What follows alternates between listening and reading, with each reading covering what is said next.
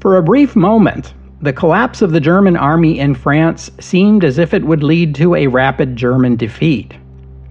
But under the command of Walter Model, the Germans rebuilt their Western Front along the Siegfried Line. The Western Allies searched for ways through or around the German defenses, while in Berlin, Adolf Hitler was being urged to talk peace with the Soviet Union. Welcome to the history of the 20th century.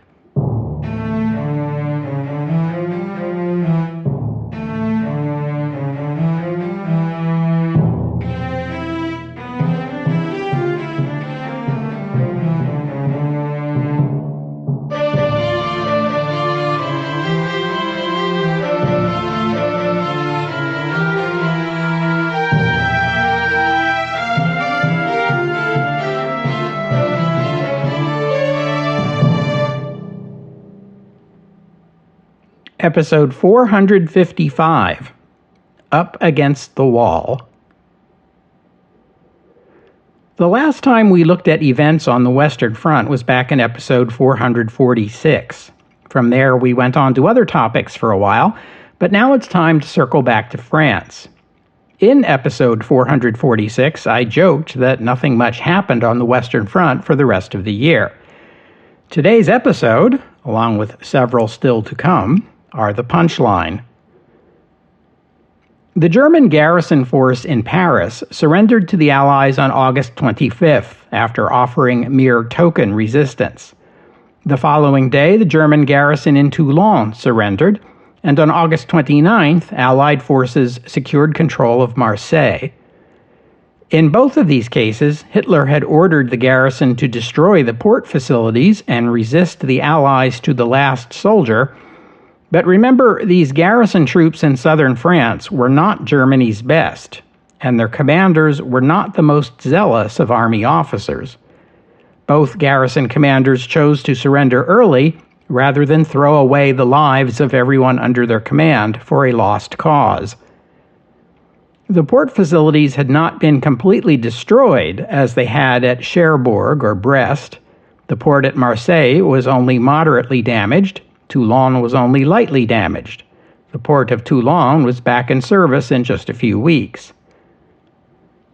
That's all well and good, but Toulon and Marseille were pretty far away from the Seine, the most important part of the front, and would not contribute significantly toward alleviating Allied supply problems. And the Western Allies were experiencing serious supply problems. Supply for the Western Front was still coming through the Normandy beachheads, the one surviving Mulberry Harbor, and the port at Cherbourg, which by this time had been made available for limited use by Allied cargo ships. The French rail network was a mess, so supplies that landed in Normandy were still being transported from there to the front lines via the Red Ball Express. But as the Allies advanced, the Red Ball Express got increasingly stretched. Longer trips meant more trucks required, and breakdowns became increasingly common. Front-line American units had to give up their own trucks to keep the Red Ball Express running, which made those units less mobile. The long drives also meant greater driver fatigue, which led to mistakes and accidents. And as the delay increased between when the trucks were loaded in Normandy and when they reached the front, it became increasingly difficult for those in Normandy who were loading the trucks and organizing the convoys to anticipate what would be needed a day or two from now on the front line. How many trucks should be loaded with fuel versus how many with artillery shells, and so on. There were no shortages in Normandy, but the Western Allies could no longer keep frontline units fully supplied with their day-to-day needs, let alone build up stockpiles that could then be used to support the increased demands of an offensive. The overall battle plan for Operation Overlord had included a schedule of which objectives Allied units were expected to reach by what dates. Thus far, it had taken longer to break out of the Normandy beachheads than the Overlord plan had anticipated, but the destruction of the German 7th Army and the rapid advance on Paris had put Overlord back on track. Paris actually fell a few days earlier than scheduled. Now there was hardly any German force left between the Western Allies and Berlin. Remember that back in 1918, Germany capitulated after an Allied offensive in September and October shattered the German front line. That defeat, coupled with the defections of Germany's allies, induced the Germans to seek an armistice. Today, as September 1944 approached, history seemed poised to repeat itself. Once again, Germany's allies were abandoning it, and the German Western Front was collapsing. One more good push might force Germany into an armistice. The trouble was that Allied supply lines couldn't support one more good push. How frustrating it was for the Allied commanders. That sums up Allied thinking in early September 1944. What you know, and I know, and Allied commanders knew but failed to consider, were Adolf Hitler's repeated pledges that this war would not end like the last one. Germany was not going to quit the war before enemy soldiers even reached its borders. There would be no surrender at midnight, as Hitler put it. Perhaps Allied leaders dismissed Hitler's vows as so much Nazi bluster, but Hitler was in deadly earnest. He was determined to fight to the last drop of German blood. On August 24th, the day before the German garrison in Paris surrendered, Hitler issued a decree calling for the reconstruction of the Westwall. Remember Westwall? It was meant to have been Germany's defense against an attack from France, the mirror image of the Maginot Line. After France fell, Westwall was mostly forgotten. When the German military began constructing the Atlantic Wall fortifications, they even cannibalized material from Westwall. Now Hitler planned its revival, using some 20,000 forced laborers, plus German civilian volunteers, most of them teenage boys, to do the work of reconstructing the defenses. A week earlier, on August 17th, Bernard Montgomery, the overall commander of Allied ground forces in France, flew to the headquarters of the U.S. 12th Army Group to meet with its commander, Omar Bradley, and discuss the next phase of the Allied offensive. Montgomery proposed to revise the Overlord Plan. He wanted the British 21st Army Group, augmented with a dozen or so American divisions, to drive through Belgium north of the Ardennes Forest and on into the open plains of northern Germany. It was the Schlieffen Plan in reverse, Monty said. Do an end run around the German army, seize the Ruhr, Germany's most important industrial region, and then drive toward Berlin. He next ran the proposal past Eisenhower, who was lukewarm on the idea. Montgomery developed his plan with one eye on the post-war situation. If Britain was to be a major power in Europe after the war ended, it would have to have played a major role in defeating Germany. But it would also have to have a substantial military force in occupied Germany when it came time to negotiate the final peace agreement. But since Britain was short on reserve soldiers, another way of saying this is that Britain had to wage many of the battles to come, but not lose very many of its all but irreplaceable soldiers. Those two priorities would seem to be mutually exclusive. On the other hand, a British Army group led by a British general that happened to be almost half American would still count as British, right? Britain would get the glory, the British Army would get the glory, and, coincidentally, so would Bernard Montgomery. Bradley, meanwhile, was considering an alternative suggestion from George Patton. Patton wanted to take his Third Army forward into Germany south of the Ardennes, seize the industrial Saar region, and then on to Berlin. These two proposals were similar. Given the increasingly difficult Allied supply situation, either of them would require that the advancing force get first priority for supplies while the rest of the Allied forces on the Western Front would have to halt their own advances and concentrate on holding the line. Or to put it another way, Montgomery and Patton were each promising that they could end the war by Christmas, provided Eisenhower give their force all the supplies and starve the other one. Geez, they don't pay Eisenhower enough. On September 1st, 1944, Eisenhower assumed overall command of all Allied ground forces on the Western Front, the post that Bernard Montgomery had held since before the Normandy invasion. Eisenhower would now be both the supreme commander of all Allied forces in the West and commander of Allied ground forces in the West. Montgomery complained vociferously about this change in command. He believed Dwight Eisenhower to be an excellent administrator and diplomat, but questioned his ability as a strategist or field commander.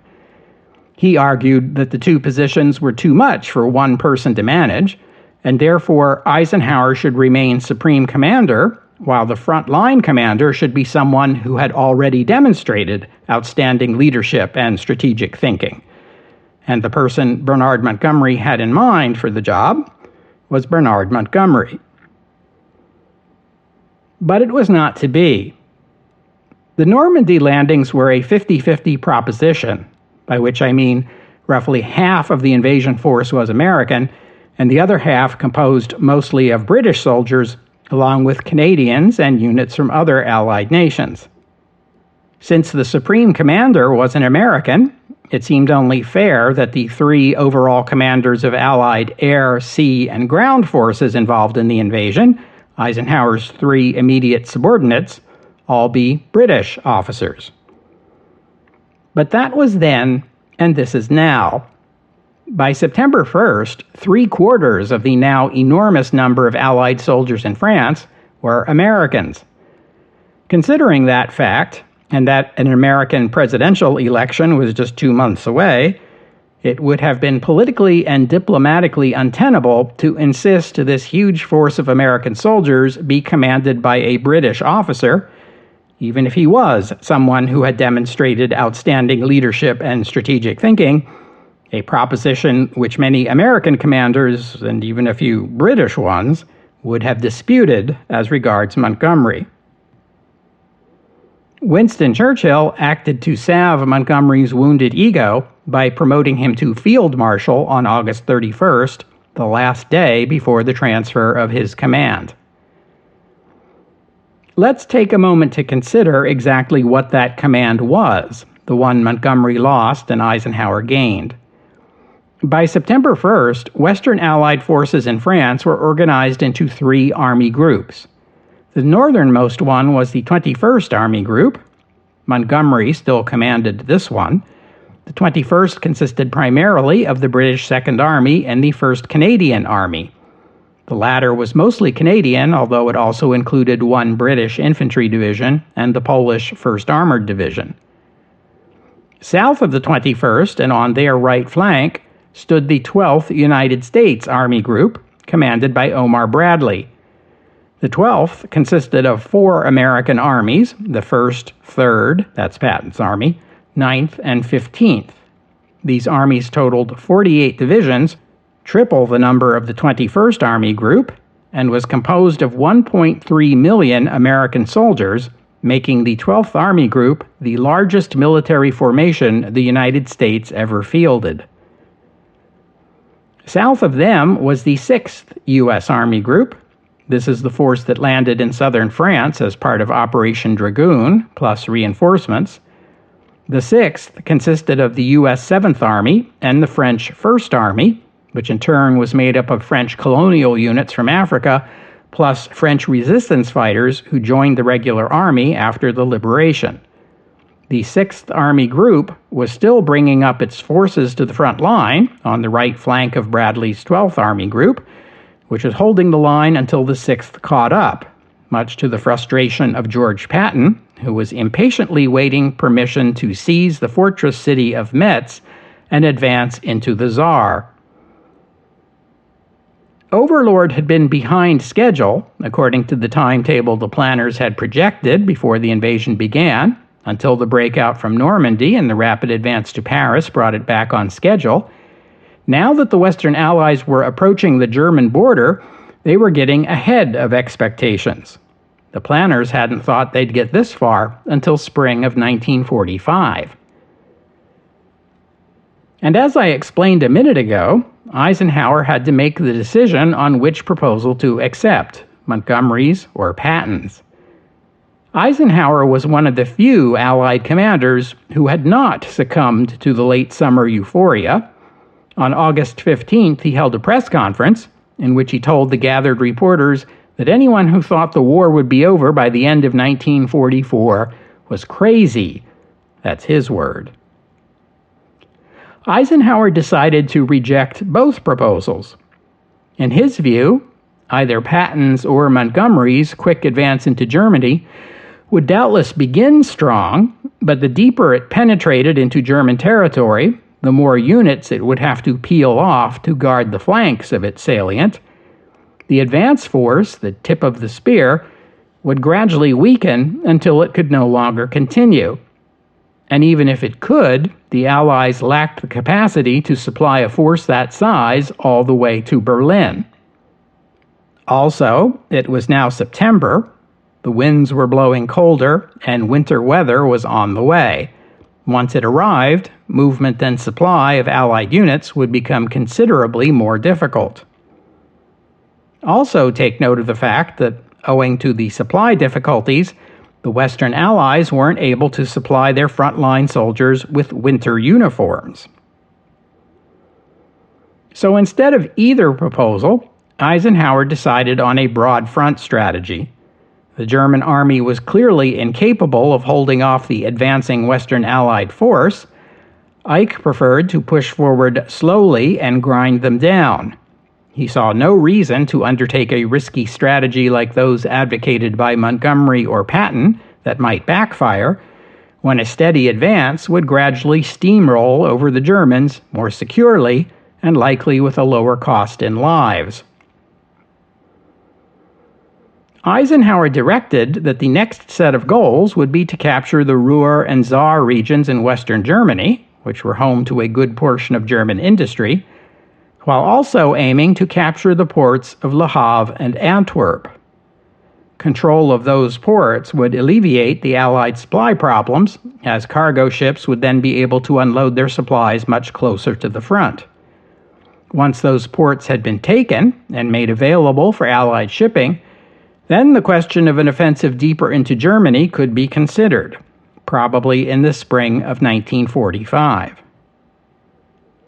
Let's take a closer look now at the Channel coast and consider those ports Eisenhower identified as objectives. Montgomery's 21st Army Group held the northern end of the Allied line, and it was the 1st Canadian Army specifically that was moving along the coast once the Allies began their advance east of the Seine. Capturing ports was critical, but this advance was also important because it would clear, or at least surround, the German positions at the Pas de Calais, the Strait of Dover, where the Germans launched their V weapons toward England.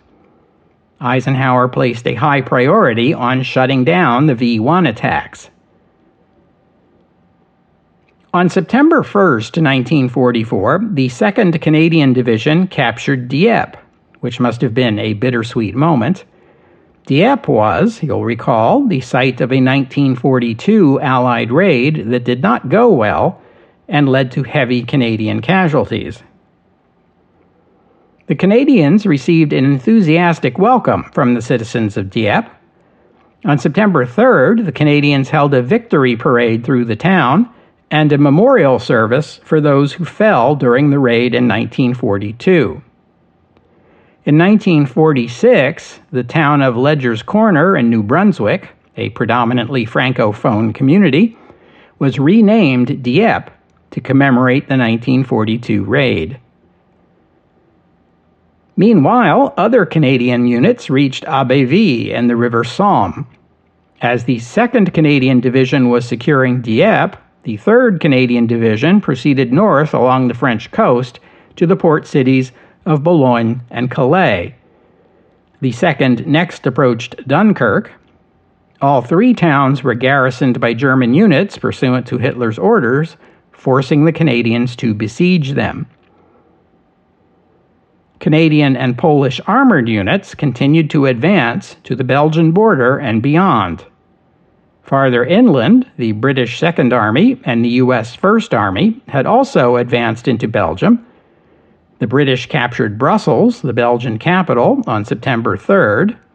On September 6th, the 1st Polish Armored Division liberated the Belgian town of Ypres, or Ypres, if you insist. Either way, it was a significant moment for the British military. Ypres is the site of the Menin Gate, a memorial to British and Commonwealth soldiers who died in the region during the First World War. That memorial opened in 1927. In 1928, began a tradition of closing the gate to traffic every evening at 8 p.m. while buglers sound the last post, a traditional British bugle call used to commemorate the fallen. After Ypres fell in 1940, the Germans banned the ceremony. On the evening of the very day the Polish entered the town, the ceremony was resumed, even though the sounds of combat could still be heard in the distance. September 4th, 1944, brought the Western Allies a critical victory. The British captured the Belgian city of Antwerp intact, thanks to the assistance of the Belgian resistance, who had seized control of the port before the Germans were able to destroy it. Antwerp is, of course, a port city, and it is not just a port city, it is one of the biggest ports in Europe. Antwerp was the answer to the Allied logistical problem. Or it would have been. A look at the map will tell you that Antwerp does not lie on the seacoast. It lies at the head of the Scheldt estuary, where the River Scheldt flows into the North Sea. But Allied military leaders turned a critical victory into a critical mistake. The Germans still held positions along the banks of the estuary. Their artillery would make it impossible to use the port at Antwerp. Alas, Bernard Montgomery's eyes were on the Rhine. He wanted his army group to be the first across the Rhine and into Germany proper. On his right flank, the U.S. First Army was also advancing through Belgium, reaching Liège on September 8th. On September 10th, units of the 1st liberated Luxembourg and reached the German border. If Montgomery was to get the glory, if Britain was to get the glory, Montgomery's force would have to press on to the east. The Americans had the disadvantage of facing the Westwall, which the Western Allies usually called the Siegfried Line. The British and Canadians were farther north in Belgium and headed toward the Netherlands. The path from here into Germany had no Westwall fortification standing in its way. What it did have, though, were rivers. Lots of them. Rivers downstream, approaching the North Sea, meaning here they were at their widest. There were also artificial canals. Any approach toward Germany through these lands would have to cross rivers and canals over and over and over, presumably only after the Germans had blown up all the bridges, and German engineers were quite good at that. So Montgomery was pondering this problem and not paying attention to the Scheldt, which was unfortunate. But there's plenty of blame to go around. Neither General Eisenhower nor his staff at Supreme Headquarters raised the issue with Montgomery when they could have. The only senior officer among the Western Allies who did foresee the problem of the Scheldt estuary was the Allied Naval Commander-in-Chief, Admiral Sir Bertram Ramsay. But his warnings went unheeded, and a valuable opportunity was lost. It was one of the biggest mistakes the Western Allies made during the war. Ultimately, the Canadians and the British would have to fight a bloody month-long battle in October to clear the Germans out of the estuary at a substantial cost in casualties. It would not be until November 28th that the first Allied freighter unloaded its cargo at Antwerp. But here's a bit of good news. The Canadian sweep along the French coast at the Pas de Calais overran the sites where the Germans had been launching V-1 buzz bombs at London. They would no longer be a threat. However, as you already know, the first V-2 ballistic missile was launched against London on September 8th. That missile was launched from the Netherlands, as it had sufficient range to reach the British capital even over that distance.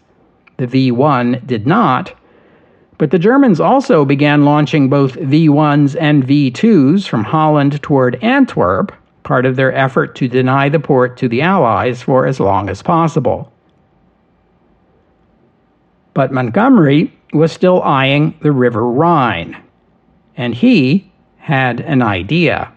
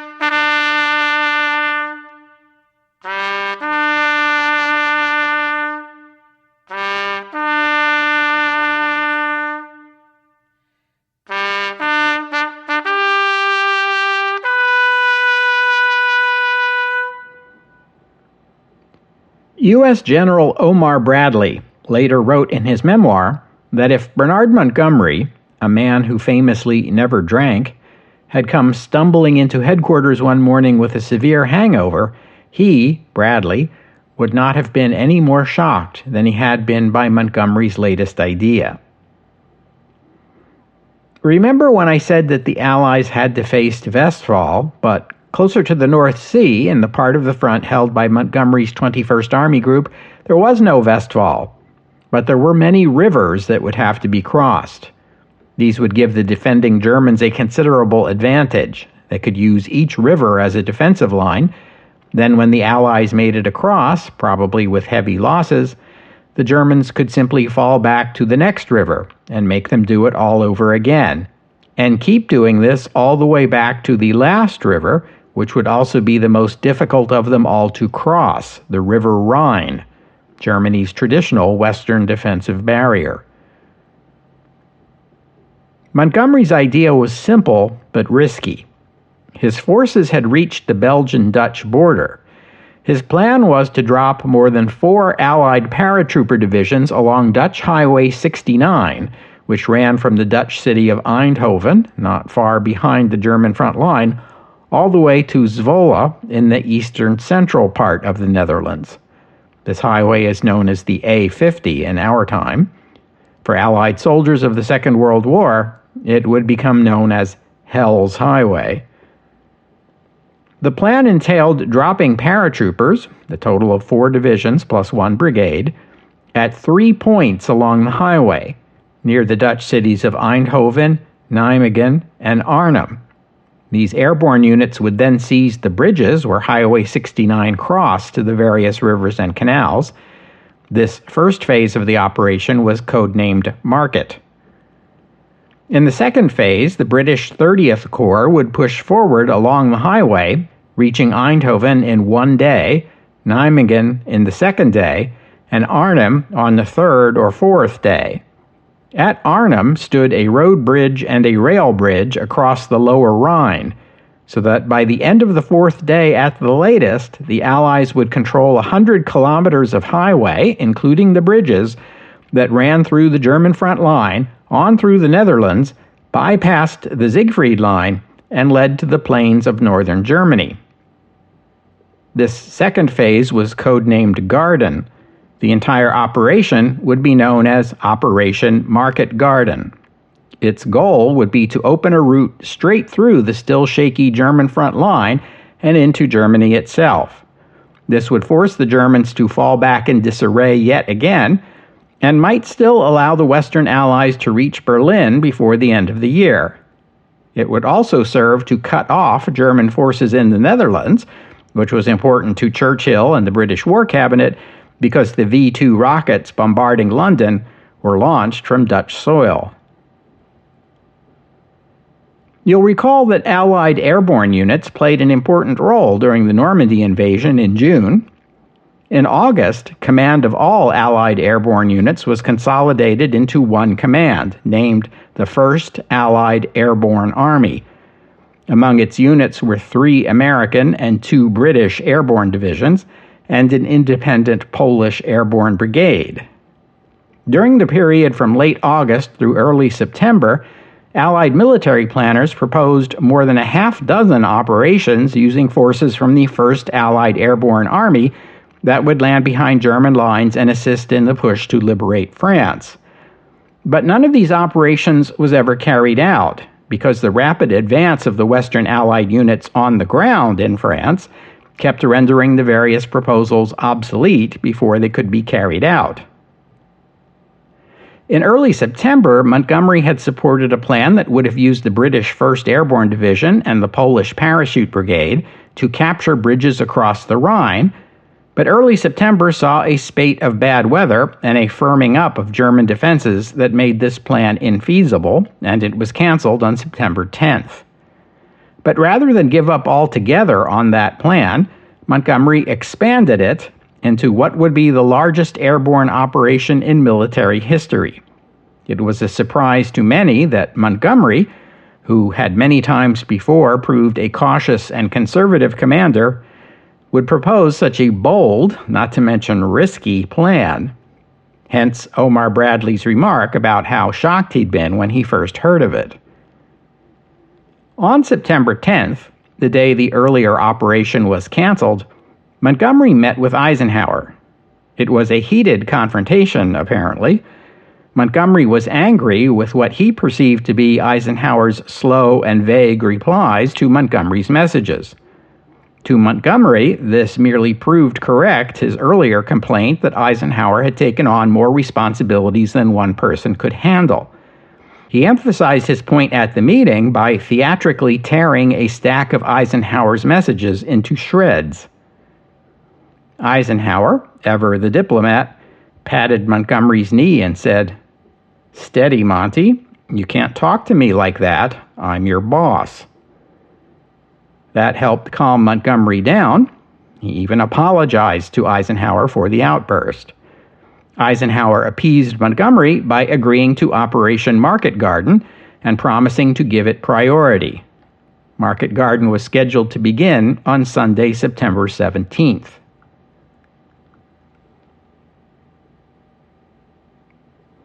Meanwhile, in Germany, on September 4th, Oshima Hiroshi, Japan's ambassador to Germany, traveled to the Wolf's Lair to present Hitler with a request from the Japanese government.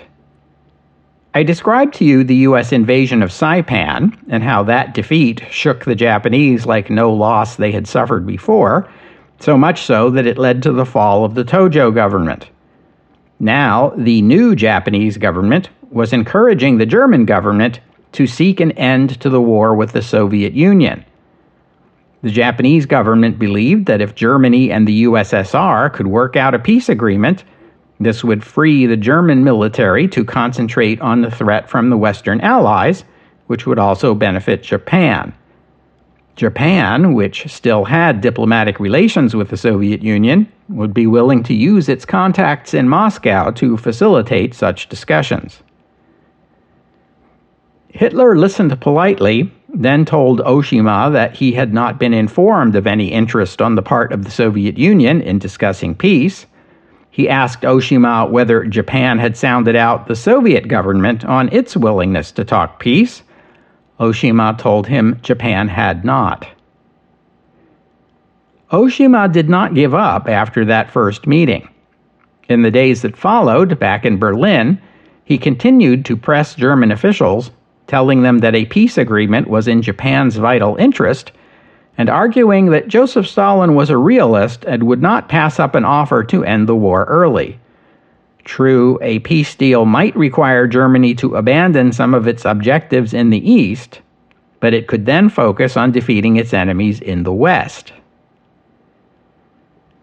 These appeals from Oshima came at the same time Churchill and Roosevelt were holding their second set of meetings in Quebec, and this meeting soon came to the attention of Joseph Goebbels, the German propaganda minister. Goebbels had been closely following the news from Quebec, and he thought he detected signs of a split developing between the Western Allies and the Soviet Union. And on September 20th, he took the unusual step of drafting a long memo to the Führer, arguing the case for peace negotiations with Moscow. Knowing well how Hitler thought, Goebbels compared the situation to the days leading up to Hitler's becoming chancellor in 1933. The Nazi Party had achieved this by deftly playing its opponents against one another. Here was another such opportunity. Once the Soviet Union was out of the war, the British and Americans would not fight on their own indefinitely. The peace that would emerge would not be, quote, the victory we had dreamed of in 1941, but it would still be the greatest victory in German history. Yes, he knew Hitler well, didn't he? Surprisingly, Goebbels included in his memo strong criticism of the foreign minister Joachim von Ribbentrop, advising Hitler that Ribbentrop was not the right person for such delicate negotiations and should be replaced before the attempt was made. Any guesses on who he had in mind to become the new foreign minister? Hitler was not fooled, nor was he persuaded to attempt peace talks. He read Goebbels' memo, but never replied to it. He was becoming increasingly delusional, and Hitler often remarked that it would be foolhardy to attempt to negotiate with the Allies now, while Germany was on the defensive. Germany would have to recapture the initiative in this war before he would consider the diplomatic option. We'll have to stop there for today.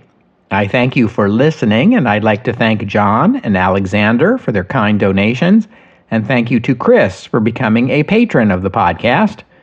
Donors and patrons like John, Alexander, and Chris help cover the costs of making the show, which in turn keeps the podcast available free for everyone always. So my thanks to them and to all of you who have pitched in and helped out. If you would like to become a patron or make a donation, you are very welcome. Just visit the website, historyofthe20thcentury.com, and click on the PayPal or Patreon buttons. And as you know, the podcast website also contains notes about the music I use on the podcast. If you hear a piece of music and you become curious and would like to know more about it, information like the composer, the performers, and a link to where you could download it, that would be the place to go. And while you're there, you can always leave a comment and let me know what you thought about today's show. Next week is a bye week for the podcast, but I hope you'll join me in 2 weeks' time here on the History of the 20th Century as the Western Allies execute Operation Market Garden. How did it turn out? The answer is right in the title. A Bridge Too Far, in 2 weeks' time, here on the History of the 20th Century. Oh, and one more thing. I do feel I should say a few more words about the Japanese ambassador in Berlin, Oshima Hiroshi. Oshima was a career army officer. He held the rank of colonel when he was made Japan's military attaché in Berlin. That was in 1934. Oshima spoke German fluently and soon developed a relationship with Joachim von Ribbentrop, years before Ribbentrop became the German foreign minister. Oshima played a key role in the drafting of the 1936 Anti-Comintern Pact. He was promoted twice and became a lieutenant general by the time he was appointed ambassador to Germany in 1938. With that appointment, he transferred to the Army Reserve. One of his first projects as ambassador involved running an operation intended to assassinate Joseph Stalin. Oshima hoped that Japan and Germany could work together to bring down the Soviet government without any need to go to war. But then came August 1939, when Germany surprised the world by signing a non-aggression pact with the Soviet Union. Oshima was recalled to Japan and replaced. But Germany and Japan did sign the Tripartite Pact in September 1940, and a few months later, Oshima was reinstated as ambassador to Germany at the German government's request. He would remain in that position until the end of the war. Oshima developed a close relationship with Adolf Hitler. Hitler confided in him, and he was more closely involved in the highest levels of the German government than any other foreigner. He engendered such confidence by his enthusiastic embrace of Nazi ideology. American journalist William Shirer wrote of Oshima that he was, quote, more Nazi than the Nazis. Oshima's close relationship with Hitler was a boon to Allied intelligence, since he regularly shared what he learned from the Germans with Tokyo using the Japanese diplomatic code, which American cryptanalysts had broken. Oshima unwittingly gave the Western Allies 2 weeks' warning of the German invasion of the Soviet Union, although the British were unable to convince Stalin. In late 1943, Oshima was given a tour of the German Atlantic Wall preparations to repel an invasion by the Western Allies. He sent his superiors in Tokyo a detailed 20-page description of Germany's preparations that was invaluable to the planners of D-Day. During the Allied bombing campaign against Germany, Oshima regularly sent home detailed assessments of the damage done by Allied bombers, which were helpful to the Allied air forces. After the war, Oshima was prosecuted for war crimes based on his involvement in drafting the Anti-Comintern Pact and the Tripartite Pact, and his plot to assassinate Stalin. He served 7 years in prison before he was paroled in 1955. Oshima Hiroshi died in 1975 at the age of 89, never knowing how much his diplomatic messages had helped the Allies.